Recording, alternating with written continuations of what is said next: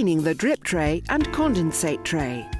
The drip tray is fitted with a level indicator, red, showing the level of water it contains. Before the indicator protrudes from the cup tray, the drip tray must be emptied and cleaned. Otherwise, the water may overflow the edge and damage the appliance, the surface it rests on, or the surrounding area.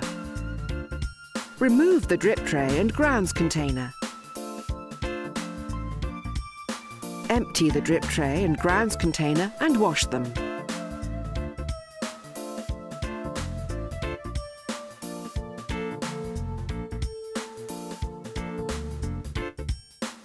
Check the condensate tray and empty if necessary. Replace the drip tray complete with grounds container.